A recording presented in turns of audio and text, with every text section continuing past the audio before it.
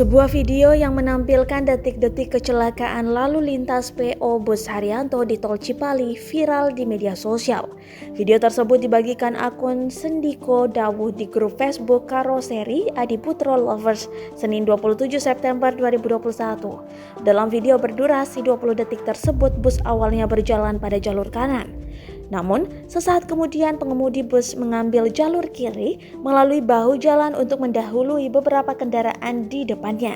Di depan bus Haryanto terlihat ada bus Sinar Jaya yang juga mendahului kendaraan melalui bahu jalan. Nahasnya, pengemudi bus Haryanto diduga tidak bisa mengendalikan kendaraannya hingga akhirnya bus menabrak pembatas di sisi kiri bahu jalan. Bus pun terguling ke kanan dengan keadaan pembatas jalan masih menancap pada bodi bagian depan. Dilansir dari kompas.com, Kepala Unit Polisi Jalan Raya Tol Cipali Ibtu Karyana membenarkan adanya kecelakaan itu.